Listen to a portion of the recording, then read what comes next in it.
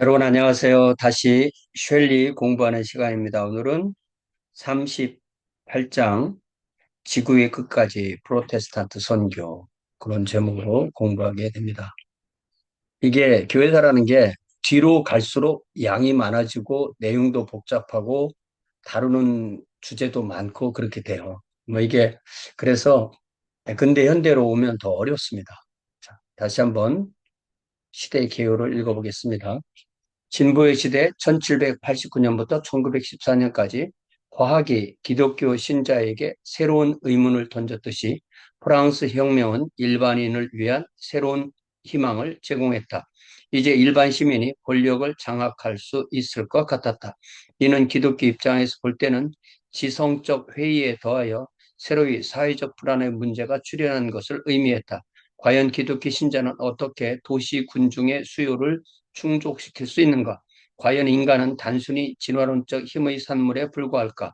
신자는 이러한 문제에 대응하는 방법을 두고 심각한 의견차이를 보이게 되었다. 더 이상 국가로부터 전통적인 지원을 받을 수 없게 된 많은 프로테스탄트 신자는 억압받는 자와 가난한 자를 돌보고 먼 나라에 복음을 전파하기 위해 자발적 단체에 의존하게 되었다. 이 마지막 부분에 해당하는 마지막 문장에 해당하는 이 부분을 지금 공부하는 것입니다. 다시 진보의 시대는 총 6개의 챕터로 되어 있고 지금은 38번째인 거죠. 36번째 성체의 복원 진보 시대의 카톨릭 교회 The Restoration of Fortresses Catholicism in the Age of Progress 우리 했고요.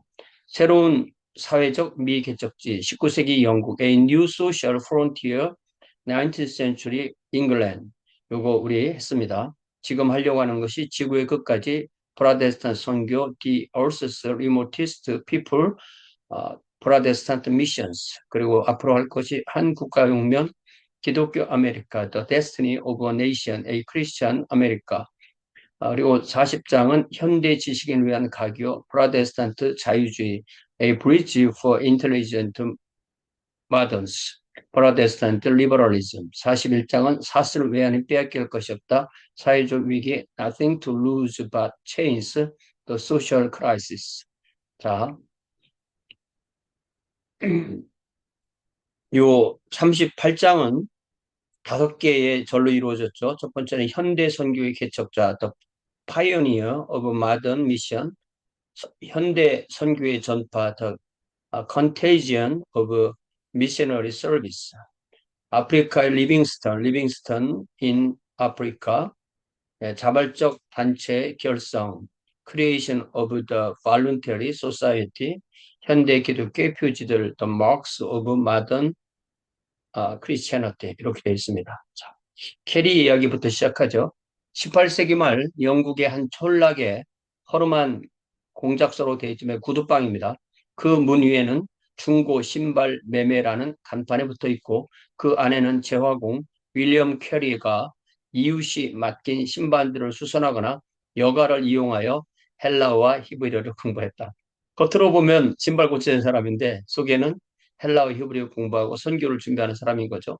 작업대 위에는 낡은 세계 지도가 붙어 있었습니다. 그 위에 캐리는 제임스 쿡 선장이나 기타 탐험가들에 의해 전해진 세상 정보를 빼곡히 적어놓고 있었습니다. 그의 친구 타머스 스캇은 그의 일터를 캐리의 대학, 캐리스 칼리지라고 불렀습니다. 캐리의 작업대와 지도는 진보의 시대 중 멀리 있는 사람들 향해 일기 시작했던 흥미와 그들에게 복음을 전하고자 하는 욕구를 잘 나타내는 상징입니다. 19세기 초 프로테스탄트 기독교는 겨우 유럽 내에만 존재했습니다. 인도 일부 지역과 포르투갈로부터 홀랜드라는 게 이제 네덜란드의 일부죠. 이 홀랜드라는 말을 한자로 쓴 말이 화란입니다. 홀랜드인들이 인수하였던 동인도 제도 몇몇 지역들을 제외하면 아시아에는 거의 복음이 닿지 못하고 있었습니다. 아프리카 역시 이집트와 에티오피아의 콥트 신도들을 제외하고는 암흑 대륙으로 남아 있었습니다. 교회가 시작된 지 18세기에 흘렀건만 기독교는 아직도 세계 종교라 할 수 없는 상태였습니다. 물론 현재는 상황이 판이합니다. 세계 대도시 거의 모든 신문의 제1면은 지구상 어딘가에 기독교와 밀접한 연관이 있는 뉴스들을 싣고 있는 것이 보통입니다. 제1면이 아니라 한 면일 것 같아요. 홀스트 면이라고 된 건 아닌 것 같습니다. 기독교 확장의 위대한 시대는 19세기입니다. 가장 저명한 선교사가 하나인 케니스 스캇 라투렛, 이분이 침례교 역사학자인데요. 이분은 이를 가리켜 일찍이 이처럼 수백만 인구의 아낌없는 재정적 지원을 힘입어 이처럼 수많은 전문가가 이처럼 넓은 지역의 종교적, 세속적 영역을 막론하고 이처럼 일관성 있는 사상과 가치관을 전파한 일은 없었다고 기록합니다. 그 웅대한 규모로만 보더라도 19세기 기독교 선교에 필적할 만한 사건은 인류 역사상 찾아볼 수 없었습니다. 전 세계를 그리스도를 위해 정복하려는 급작스러운 프로테스탄트의 열정의 폭발을 우리는 어떻게 설명할 수 있을까요? 프로테스탄트가 처음 발화했던 처음 세기에는 가톨릭 국가들, 쉽게 말해서 16세기죠. 가톨릭 국가들, 즉 스페인과 포르투갈이 유럽인의 상업적 식민지적 진출을 주도했습니다. 그 위대한 선교사들의 이름은 프란시스 자베르, 라스카서스, 마테오 리치 이런 사람이죠. 그러나 영국이 스페인 함대를, 내가 이걸 얼마나 말해봤는데 또 틀렸네. 함대를, 이게 틀리는 거 봐요. 스페인 함대를 패배시킨 후, 이때가 1588년이죠. 그때야 영국 및 홀랜드의 해군력 확장을 따라 신세계가 프로테스탄트 선교사들에게 열리기 시작했습니다. 그러니까 이게 정치와 이런 것이 연관이 안 될 수가 없는 거예요. 자, 복음을 들고 처음 먼 곳에 주민에게 향했던 이들은 경건주의자들이었습니다. 경건주의자들 공부했었죠. 그런데 모라비안들의 선교 사역은 주로 유럽인의 식민지에서 복음 없이 죽어가는 이들을 향한 개인적 개종이 목표였습니다. 따라서 이들 경건주의자들에 의해 건설된 기독교 공동체들은 이교도의 대양 가운데 위태롭게 자리 잡은 자그마한 섬들의 모습이었지 그렇게 옆으로 많이 파급되지 않았다는 얘기입니다. 윌리엄 캐리는 보다 대규모 선교 사역의 모습을 기독교 신자에게 소개하고 싶었습니다. 그는 국가 전체의 개종이라는 차원을 생각하였고 한 국민 단위의 복음화를 꿈꾸었습니다. 그는 외부에서 들어가는 선교사가 할 수 있는 사역이란 한계가 있는 것이므로 일단 교두보를 확보한 뒤에는 무엇보다도 현지인 사역자를 훈련시키는 것이 가장 중요하고도 시급한 작업임을 제시합니다. 무엇보다도 그는 기독교가 피선교지 문화와 전통에 깊이 뿌리 박아야 한다고 믿었습니다. 바로 이러한 이유 때문에 캐리는 오늘날 현대 선교의 아버지 Father of Modern Missions라는 호칭을 받습니다. 그러나 원래 이 영국인 재화공은 전혀 위대한 인물이 되리라고는 상상조차 되지 않았습니다. 그는 정신병이 있는 여자와 결혼했는지 아니면 나중에 정신병에 걸렸는지 좀 문제가 있습니다. 그의 수입은 겨우 먹고 살기에도 부족한 형편이었습니다. 그러나 인간의 위대성은 그의 환경이 아니라 그 내부에 자리 잡습니다. 그는 지식욕이 왕성한 인물로서 책을 사기 위해 끼니를 거르는 일이 자주 있었습니다. 그가 가장 존경하는 인물은 콜럼버스와 제임스 쿡 선장이었다고 전해주고 있습니다. 1779년 동료 제화공에 의해 회심하고 동료 제화공이라고 할 수도 있고 아니면 자기가 일하는 제화공의 주인이라고 할 수 있어요. 그리고 아까 그 부인이 그 제화공의 이렇게 친척이죠. 제화공의 외동생이 그렇게 될 겁니다. 동료 제화공에 의해 회심하고 1783년이 되어서 침례를 받고 침례교단에 가입합니다. 약간의 설교 경험을 쌓은 후에 몰튼 침례교회가 목사가 되고 교사직과 신발 제조의 수입으로 가족을 부양합니다. 이 침례교회는요, 그 대학을 못 가게 했기 때문에 대학 가고 뭐 목사 되고 그렇게 안 했어요. 은사가 있으면 목사를 시킨 겁니다. 그는 침례교회에서 앤드류 풀러라는 목사를 알게 되었고, 앤드류 풀러는 당시 유행하던 오해된 칼뱅주의, 우리말로는 하이퍼 칼빈이즘, 고등 칼뱅주의라고 부르는 거죠. 오해된 칼뱅주의 사상인데 설교자는 하나님의 택정의 섭리를 방해하지 않기 위해서 복음을 청중에게 적용하거나 혹은 회심을 호소해서 안 된다는 분위기를 반대하던 인물이 바로 앤드류 플러였습니다. 플러가 뭐라고 말하냐면 우리는 지나치게 불신자들과 타협한다. 그리하여 원래 설교자의 정신을 상실하였다. 각종 죄인이 몇 년 동안 아무런 감동도 공포도 없이 예배 장소에 늠름하게 앉아있다고 한탄했습니다. 캐리는 플러의 가르침을 통해서 만약 회개하고 복음을 받아들이는 것이 모든 이의 의무라 한다면 또한 복음을 맡은 이들은 이 복음을 세상 끝까지 전하는 것이 의무라는 사실을 깨닫게 되는 것입니다. 1792년 캐리는 이방인의 개종을 위한 방법들을 사용해야 할 기독교인의 의무에 관한 탐구라는 책을 발표합니다. An Inquiry into the Obligation of Christians to Use Means for the Conversion of the Heathen. 이는 기독교 역사상 획기적인 저서였습니다. 이 속에서 캐리는 이교도의 땅에 복음 전파하는 것을 반대하는 이들의 5가지 이유를 거론합니다. 그들은 어떤 이유를 내걸었냐면 거리가 너무 멀다. 그들이 너무 야만적이다. 가려면 너무 위험하다. 지원 방도도 없다. 언어도 안 통한다. 이런 말을 했습니다. 그랬을 때 캐리는 이 5가지를 다 하나하나 대답을 하는데 예를 들어서 뭐라고 대답하냐면 상인들은 똑같은 위협을 무릅쓰고도 먼 나라를 찾아가지 않느냐. 만일 우리가 몇 장의 수달 가죽을 향한 사랑만큼 상인들은 그 수달 가죽을 얻으려고 그곳에 들어가잖아요. 몇 장의 수달 가죽을 향한 사랑만큼을 같은 인류, 죄인의 영혼을 위해 가지고 있다면 이러한 모든 핑계는 사라지고 말 것이라고 했습니다. 그는 전 세계로 복음을 전해야 한다는 몇 가지 실제적인 제안들로 그 책을 마칩니다. 캐리와 플러는 서로를 격려하고 위로하며 그들이 살았던 시대의 신학적 제한의 틀을 벗어났습니다. 이게 놀라운 거죠. 네. 이게 놀라운 겁니다. 이게 그 시대를 깨고 나가는 거잖아요. 그들은 신약, 특별히 복음을 전 세계에 전하라는 예수의 명령, 그리고 다음과 같은 사도 바울을 통한 하나님의 지시에 유념합니다. 하늘에 있는 자들, 땅에 있는 자들, 땅 아래에 있는 자들로 모든 무릎을 예수의 이름에 꿇게 하시고 모든 입으로 예수 그리스도를 주라 시인하여 하나님께 영광을 돌리게 하셨느니라. 빌립보서 2장 10절, 11절 말씀이죠. 그 결과 1792년 10월 캐리, 플러 그리고 다른 11명의 침례교도는 침례교 선교협회 Baptist Missionary Society for the Hidden이라는 책을 그런 그 조직을 만들고 1년 안에 캐리와 그 가족은 인도로 향하는 배를 타게 됩니다. 1763년부터 인도를 실제로 지배한 것은 인도를 실제로 지배한 것은 영국 동인도에서의 브리티시 이스트 컴퍼니. 여기도 이스트 인디아 컴퍼니 같은데 이게 좀 이상하네요. 네, 확인해 보겠습니다. 자, 영국 동인도 회사입니다. 그들은 선교 사업에 그다지 협력적이지 않았습니다. 회사의 유일한 목표는 경제 수익이었습니다. 잠시 확인하고 지나가겠습니다. 이게 좀 제가 불학생과 가르치면 안 되잖아요.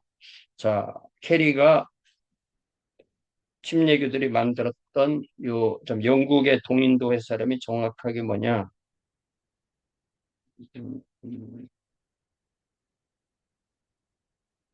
자,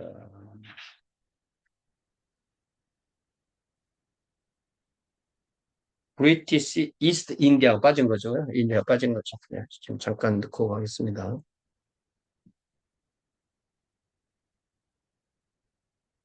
네. 브리티시 이스트 인디아 컴퍼니. 예. 그러니까 이게 식민지를 나라가 일본이 우리나라 왔을 때는 나라 대 나라로 한 거잖아요. 이게 우리한테 잘 익숙하지 않습니다. 근데 이 사람들이 에, 영국 동인도 회사라는 걸 통해서 했다는 것은 그들은 제일 목표가 경제적 수익이라는 거죠.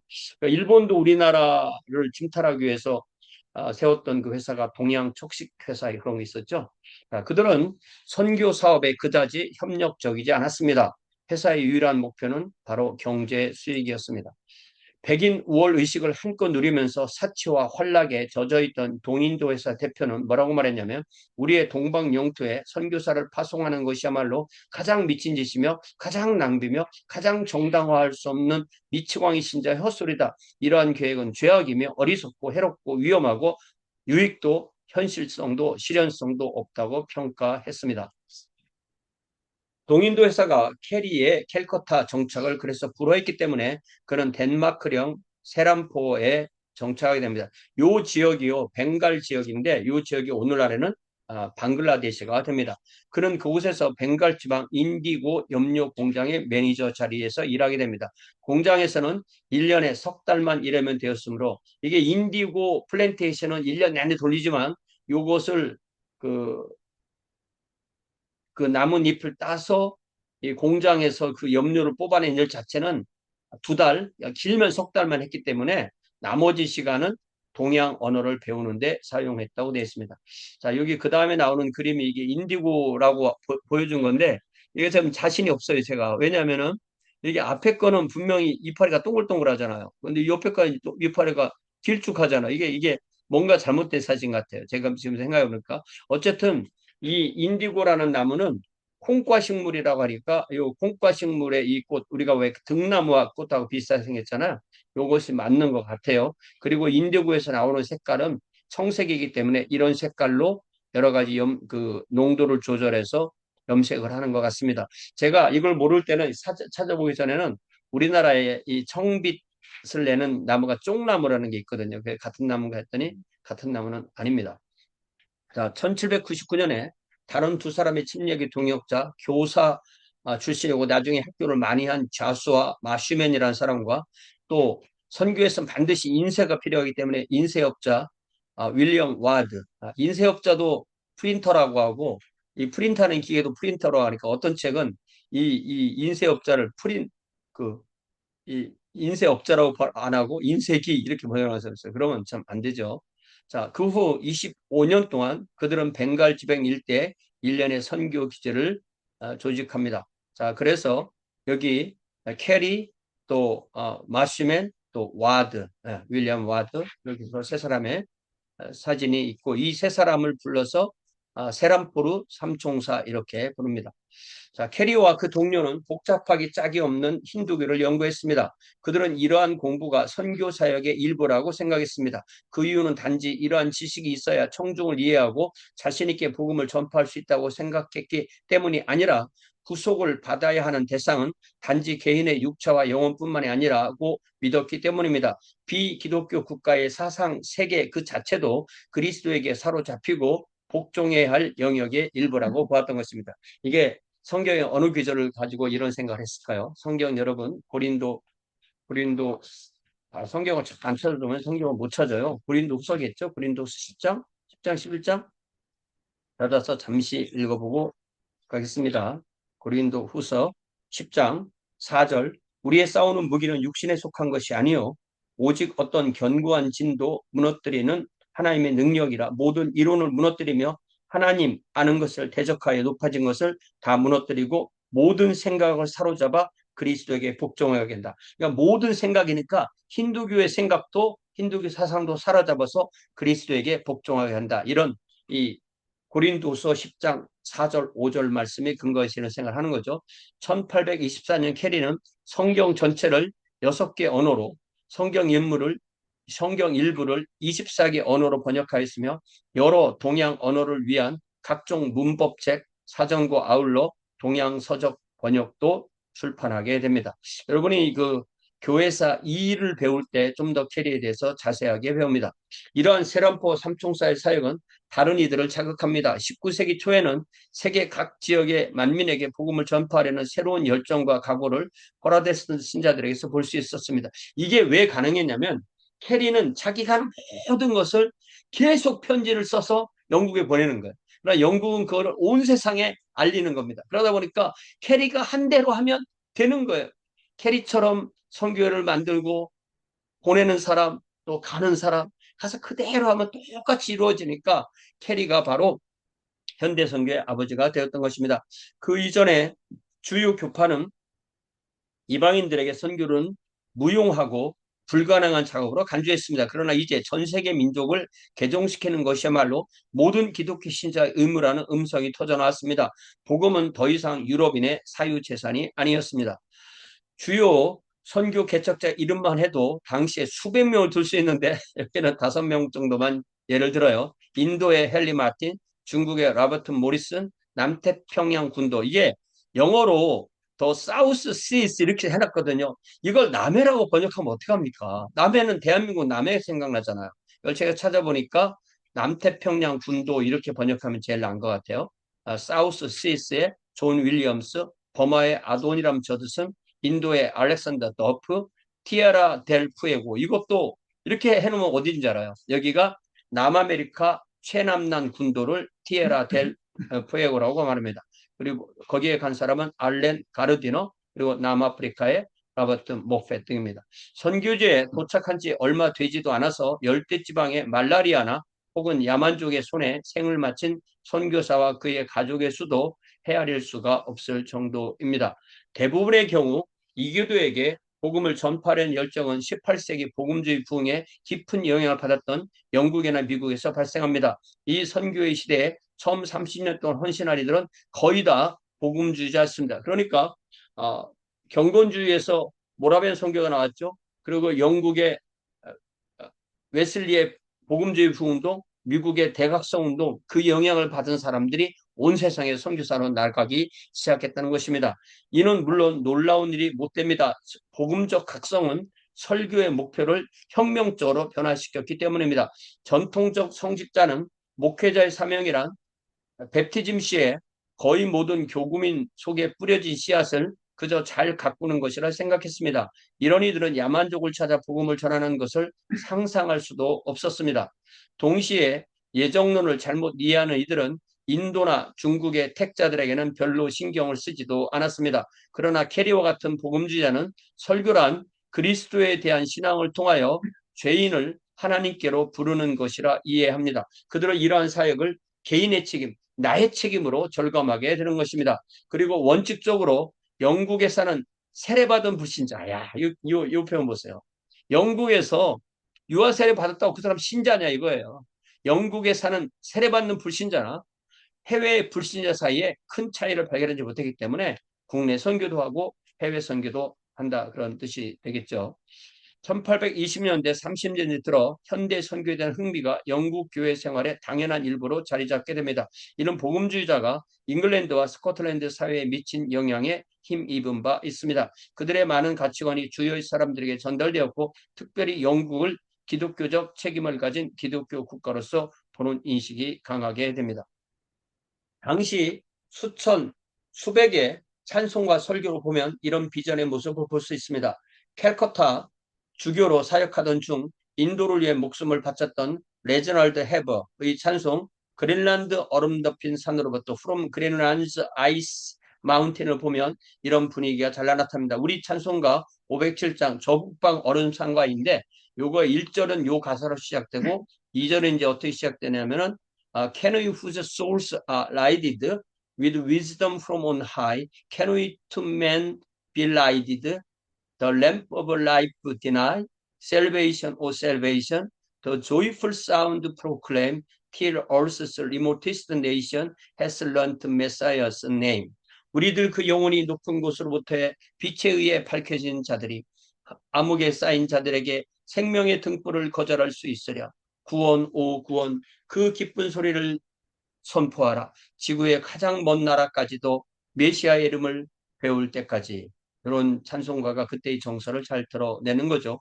이 새로운 프로테스탄트의 세계 선교 비전을 이룬 것은 주로 두 가지 이념입니다. 하나는 캐리어 플러의 경우에서 볼 수 있듯이 복음적인 것입니다. 성경은 인간이 그리스도에 대한 믿음이 없이는 상실된 상태에 있으며, 주님께서는 모든 시대의 신자가 온 세상에 복음을 전파해야 할 의무와 책임이 있음을 말씀하셨습니다. 또 다른 한 가지 이유는 예언적인 것인데, 19세기의 많은 신자는 조나단 에드워즈를 따라 주님을 아는 지식이 마치 물이 지구를 덮듯이 세상을 가득 채울 것이며, 이러한 복음 전파는 곧 지상에서 그리스도의 왕국이 이룩되는 예비 작업이라고 생각했습니다. 이러한 그리스도의 미래 통치를 가리켜 천년왕국주의라고 부르죠.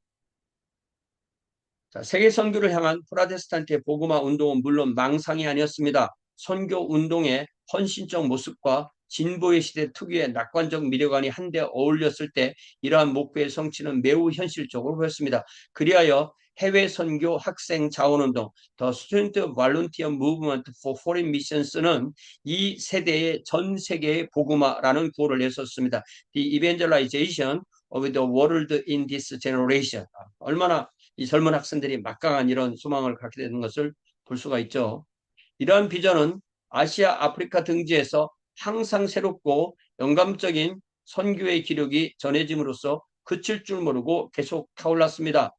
이들 가운데 가장 감동적이었던 것이 바로 데이비드 리빙스턴. 우리 데이비드 리빙스턴 아마 제 기억으로는 초등학교 교과서에 나왔던 사람 같아요. 데이비드 리빙스턴 1813년에서 73년까지 딱 60살. 이분은 아프리카 선교지에서 돌아가셨습니다. 이 선교 보고에 나타났던 바 아프리카의 영적 암흑 상태와 아랍인의 노예매매. 그러니까 아프리카 부족들이 서로 노예를 잡아서 아랍인을 통해서 또 파는 그런 경우도 있었던 것이죠. 자, 이 암흑 대륙의 위대한 탐험가는 억세고 강인한 스코틀랜드 출신이었습니다. 그는 19살 되던 해에 인류의 불행을 경감시키는데 생명을 바치겠다고 맹세합니다. 그는 선교 사역을 준비하기 위해 의학을 공부하였으며 남아프리카에서 사역하던 로버트 모펫의 소식에 깊은 감명을 받고 그를 돕기 위해 아프리카를 향해 떠나갔습니다. 리빙스턴은 1841년에 도착하여 10년 동안은 보통의 선교사로 사역합니다. 그러나 그는 한자리에 오래 머무는 성격이 아니었습니다. 그의 속에는 탐험가의 기질과 충동이 자리 잡고 있었습니다. 스스로의 표현대로 그는 아직 선교사를 한 번도 보지 못한 촌락의 모닥불 연기를 그리워하는 인물이었습니다. 이런 표현 재밌죠?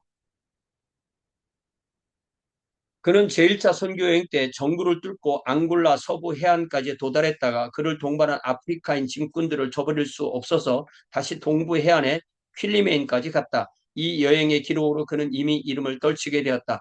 또한 위대한 탐험가의 소질에 나타났는데 그는 뛰어난 인내심으로 아프리카인에 대하여 전혀 폭력을 쓸 필요가 없었다.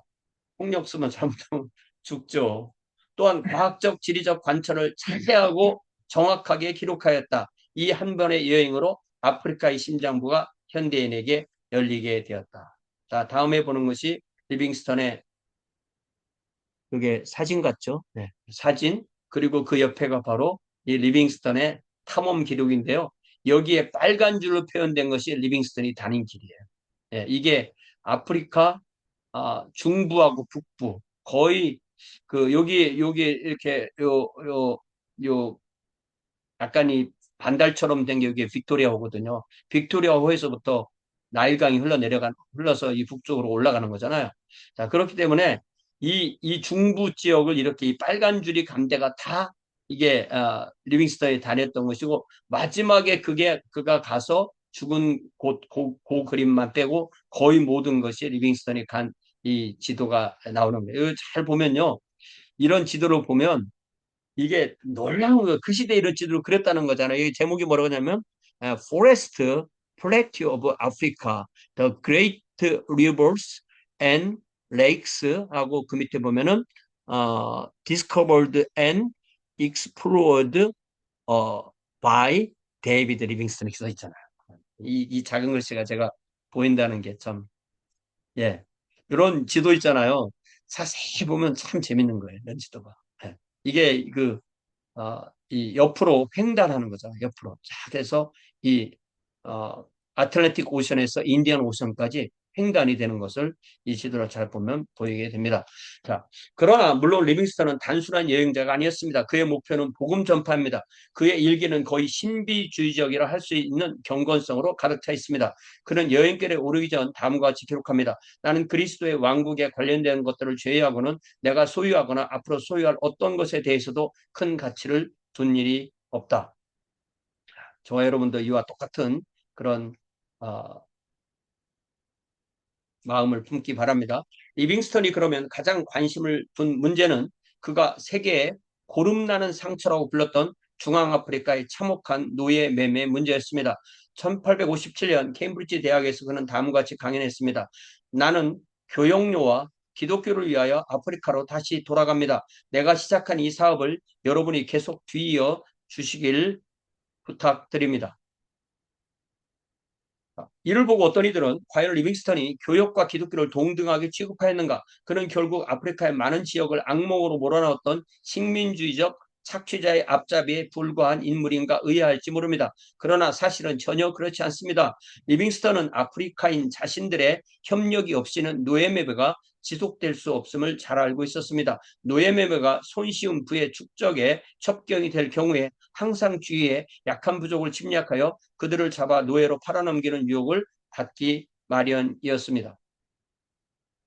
따라서 리빙스턴은 아프리카인들로 하여금 보다 합법적인 생산과 교역 활동에 종사할 길에 길을 마련해 주어서 백인이 아프리카에서 원하는 생산품과 흑인이 백인으로부터 얻고 싶은 상품을 교역할 수 있는 통로를 만들어 주어야만 추악한 노예매매 문제가 근절될 수 있다고 생각했습니다. 그 실현성 여부는 차치하고라도 바로 이것이 아프리카 문제 해결을 위한 리빙스턴의 확신의 중요한 부분이었습니다. 그런데 이러한 선교사의 비전은 어떻게 해야 실행에 옮겨질 수 있을까요? 이러한 영적 에너지가 제대로 분출될 수 있는 창구는 어떻게 마련될까요? 전통적 교파는 감독제도, 장로제도, 회중제도 등 이 세 가지 체제 중 하나를 사용합니다. 그 하나를 지지하는 이들은 모두 자기들 체제야말로 성경적이라 주장하였으며 그들이 내세우는 이론들 역시 서로 잘 알고 있습니다. 인간은 각 교회 체제를 주장하고 수호하기 위해 피까지 흘리는 그런 전쟁까지도 30년 전 기억나죠? 했던 것을 우리가 알 수 있습니다. 그러나 세계 전체를 무대로 복음을 전파할 책임에 관한 확신이 깊어짐에 따라 영국 및 미국의 기독교 신자는 이러한 전통적 교회 제도와 체제로는 절대로 세계 선교를 효과적으로 감당할 수 없다고 생각하기 시작했습니다. 그리하여 세계를 무대로 하는 선교의 지지자들은 또 다른 형태의 협력 방안을 고안했으니 이것이 바로 곧 자발적 단체, 발룬테리죠. 발룬테리.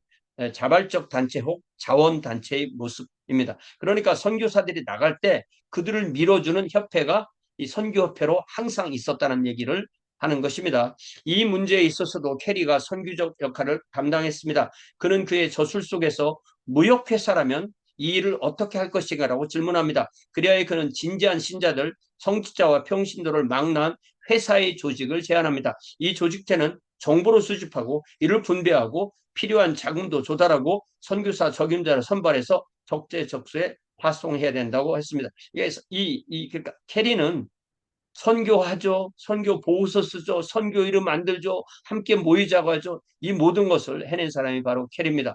이러한 자발적 단체가 19세기 기독교의 모습을 격변시켰는데 선교협회는 이러한 자발적 단체의 한 부분이었습니다. 이 협회는 원래 신학적 이유 때문이 아니라 현실에 적응하여 설립되었으나 그 결과는 기존 교회 정치 체제를 위협하기도 했습니다. 이를 통해서 성공회, 침례교, 회중교, 감리교 등이 동일한 목표 아래 한데 모여서 교회 체제로부터 야기되는 골치 아픈 문제에 구애됨없이 범교파적으로 협력이 가능하게 됐던 것입니다. 그러니까 이게 처음에는 오히려 선교가 여러 교파가 합해서 했다는 것입니다. 이들은 또한 평신도의 지도적 위치를 높여줌으로써 교회 내 세력 구조를 변화시킵니다. 보통의 기독교인이 남녀를 불문하고 중요한 단체의 요직을 담당하게 되었으니 이는 예전에는 불가능하다고 생각되었던 현상입니다. 이러한 모습은 여러 선교협회 역사 초기 때부터 나타납니다. 런던 선교협회는 1795년에 다음과 같이 강령을 채택합니다. 가장 근본적인 원칙은 장로교, 독립교, 감독교 등 일체의 교회 정치 체제를 전파하려 함이 아니라 불신자에게 단지 하나님의 영광스러운 복음을 전하려 합니다. 그 창설자 중에 하나는 편견을 장려해 지내자라고까지 제안을 하게 됩니다. 이러한 초교파적 선교협회의 결성으로 각 지부의 부인회로부터 이게 이 여자들에게 돈이 나와야 되는 거예요. 남자들이 돈 벌어서 여자 주니까 그 여자가 헌금을 해야 각 가정의 그 아내 되는 이 위민들이 돈을 갖고 있기 때문에 여기도 돈이 나와야 되는 거죠. 부인회로부터 한 주일에 1페니씩 헌금을 모으고 선교에 관한 문서를 널리 퍼뜨리는 등 굳은 일도 마다하지 않았던 선교 열심파들이 선교 사역에 전심으로 합력했습니다. 그러니까 프론트에서 선교사가 일하면 반드시 뒤에서 그들을 위해서 돈을 모으고 기도하고 소식을 전하고 하는 사람도 있는 것입니다. 1834년 미국 출신의 선교사 루프스 앤더슨은 뭐라고 말하냐면 금세기에 들어서야 기독교권의 복음주의 교회들이 세계 선교를 염두에 두고 조직되기 시작했다고 말했습니다. 그들은 자발적 단체를 통하여 조직을 이렇게 갖추었던 것입니다. 그래서 예를 들어 미국 최초의 해외 선교 단체는 해외 선교를 위한 미국 위원회 아메리칸 보드 오브 커미셔너스 포린 미션스 1810년에 만들어졌는데 그들은 1807년에 새로 설립된 회중파 계통 엔도버 신학대학원 일부 학생에 의해서 조직됩니다. 이 단체의 지도자는 사무엘 제이 밀스인데 그는 윌리엄스 대학 재학 중 선교사에게 헌신하기로 서원한 소그룹을 만든 사람이 바로 이 사람들이 그 건축더미 기도회 바로 그 사람들입니다. 그 다음이 바로 이 아도니람 저드슨에 대한 간략한 소개입니다. 이 엔도버의 이 모임 중에는 후에 유명한 버마 선교사가 된 아도니람 저드슨, 예, 이게 아도니람입니다. 이름이 아도니람 저드슨이고 1788년에서 1850년.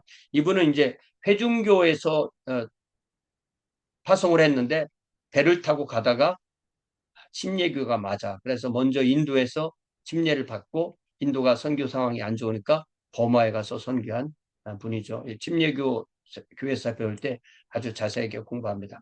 우리가 역사상 무수한 예를 발견할 수 있는 바와 같이 이때도 새로운 선교 활동에 전위 역할을 한 이들은 역시 젊은 학생들이었습니다. 아직 젊었던 미국의 선교회는 역시 젊은이들 손으로 불붙게 되었습니다. 우리 학교에서 공부하는 이들도 현지 선교사로 일하는 분들 많고 공부의 선교사로 또 떠나려는 분들도 많이 계신 거죠. 이 사람들이야말로 나이 불문하고 젊은 사람들인 것입니다. 수년 내 장로교, 침례교, 기타 대교파도 회중교의 본을 따라 선교 전담 기구를 결성합니다. 모든 도시 자그마한 촌락의 교회 사이에서도 점원 이방인에게 복음을 전파하는 것이 신자의 주된 관심이라는 것을 깨닫게 됩니다. 각종 남녀 선교회가 교회마다 조직되었으며 어린이 선교 주일도 생겨났고 안식년을 맞이한 선교사를 초청하는 교회도 늘었습니다. 선교를 위한 특별헌금 주일도 지정하고 교회 예산의 일부를 선교비로 지정하기도 하였습니다. 18세기 말에는 거의 모든 교파, 러시아 정교로부터 구세군에 이르기까지 거의 모든 나라, 핀란드에서 핀란드, 이게 핀란드인데요. 핀란드. 이게 핀란드가 아니잖아요. 내가 알기로는 핀란드인데. 네. 핀란드의 루터교 교회로부터 아프리카의 이탈리아의 발도파 교회 리기까지 그리고 미국에서 새롭게 생긴 교파까지 해외 선교를 일반 사역에 포함하게 됩니다. 대부분 초대 선교사는 복음과 선교지의 문화 사이에 생기는 마찰을 제대로 인식하지 못했습니다. 그들에게는 서양 기독교가 곧 복음이었습니다. 따라서 말레이시아 사람이나 인도 사람을 개종시키는 것은 즉 그들을 어, 네덜란드 사람이나 포르투갈 사람으로 만드는 것과 같은 의미다. 처음에는 그렇게 되었다는 거죠. 우리나라도 비슷했던 거죠. 오늘날 이러한 태도를 비판하기는 쉬운 일입니다. 그러나 모든 기독교 사회 혹은 기독교 신자 개인은 자기가 성장한 문화의 영향을 받은 신앙을 소유하기 마련입니다. 그리하여 해외 선교 초기부터 이러한 문제가 제기될 수밖에 없었습니다. 그러나 이처럼 다른 문화의 옷을 입은 복음은 진정한 기독교의 전파에 방해가 되는 경우가 많이 있습니다. 고기를 먹는다든지 어느 나라는 고기를 먹지 않는데 선교사가 고기를 먹는다든지 남녀관계가 개방적이라 거기는 남녀관계가 아주 보수적인데 오히려 선교사가 개방적으로 보인다든지 하는 이유들로 복음이 제대로 정착되기도 전에 거부당하는 수가 많이 생기게 된다고도 얘기를 합니다. 반면 복음 자체의 특성으로 말미암아 생겨나는 기독교 공동체의 특유한 모습도 있기 마련입니다. 왜냐하면 복음은 원래 혁명적 변화의 세력이며 이를 무시하려는 시도는 기독교 신앙 자체를 기독교 신앙이 아닌 다른 것으로 변형시키는 것입니다. 그렇게 되면 기독교가 그 사회에 흡수되고 끝나버리는 거죠. 바로 이러한 문제로 인하여 오늘날까지도 이슬람교, 힌두교, 유교 등의 문화에 지배되는 지역에서 기독교 신자가 소수, 어떤 경우에는 거의 그 존재를 알 수 없는 정도, 계속 선교로 해도 이게 안 되는 그런 지역도 있다는 얘기입니다. 그러나 각종 방해물에도 불구하고 프로테스탄트 선교 운동은 계속 확장합니다. 이 과정 속에서 현대 기독교의 몇 가지 특징이 드러납니다. 첫째, 우선 전 세계적인 확장은 강제에 의해서가 아니라 자발적인 참여로 이루어집니다. 콘스탄티누스 이후 신앙의 전파는 기독교 국가 통치자의 지원을 이게 자원이 아니라 지원이겠죠. 예, 예. 지원. 이런 게 좀 자꾸 제가 이런 걸 잘 못 봐요. 예.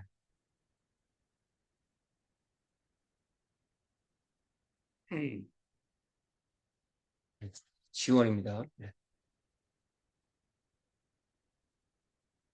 지원을 받았으며 그 결과 제가 강제란 말을 제가 집어넣습니다. 강제 집단 개종이 이루어지는 경우도 많았습니다. 17세기 아시아와 라틴 아메리카의 로마 가톨릭 선교가 대표적인 예입니다. 그러나 19세기 프로테스탄트 선교는 약간의 예외를 제외하고는 국가의 보조나 통솔 없이 이루어졌습니다. 그들은 강제력을 사용하지 않은 채 설득과 이해로 사역합니다. 기독교 신자는 종교의 자유를 주장하면서 선교 활동을 합니다. 멋있는 표현이죠. 네. 종교의 자유를 인정하는 상태에서 선교 활동을 한다는 것이죠. 자, 두 번째, 이러한 선교 활동은 일반 신도들 전체의 재능과 물질을 사용합니다. 이전의 수도사들과 주교들의 선교와는 달리 이 새로운 선교 집단은 가능한 한 광범위한 선교 지원 기반 위에 조직됩니다. 그래야 교회의 가장 기본적인 임무를 할 수 있는 복음 전파가 신자들 전체를 통해서 시행되게 되는 것입니다. 셋째로 복음 전파와 함께 각종 인도적 사역이 동시에 진행됩니다. 선교기관은 교회뿐만 아니라 학교도 세우고 병원도 세우고 의사와 간호사 훈련기관, 그러니까 의과 대학도 세우게 되는 것입니다. 그들은 여러 언어와 방언을 기록하기 위한 문자도 만들어내고 성경뿐만 아니라 다른 서양 서적도 번역 출판합니다. 이런 활동은 물론 주민의 개종을 염두에 둔 것이기도 하였지만 대부분의 경우는 기독교 신자의 양심으로는 묵과할 수 없는 사회적, 물리적 필요를 목격하고 이에 반응한 것이었습니다. 그러니까 그 사회를 변화시키는 것은 결국 책만한 것이 없다라는 것을 알 수가 있는 거죠. 그리하여 여러 가지 의미에서의 선교 운동은 복음을 기독교 내에서 원래의 중심 위치로 되돌려 놓았습니다. 그리고 이 중요한 의미에서의 동운동은 종교개혁에 의해서 흐려졌다고 볼 수 있는, 종교개혁의 가장 약점은 분열이잖아요. 그런데 선교를 통해서 온 세상에 복음이 전해짐으로 거룩한 가톨릭, 쉽게 말하면 홀리, 보편적인, 거룩하고 보편적인 교회의 개념을 선교를 통해서 회복시켰다는 것입니다. 그리하여 캐리의 지도로부터 시작하였던 기독교의 보편성은 새로운 많은 나라에서 새로운 주민을 포용하게 되었다. 이것이 대한민국에도 조선 말기부터 복음이 들어온 그런 것이 여기에서는 다루진 않았지만 그런 내용이 이 안에 포함되어 있는 것입니다. 오늘 공부가 여러분들에게 많은 도움이 되었기를 바랍니다. 다음 공부에 다시 만나겠습니다. 고맙습니다.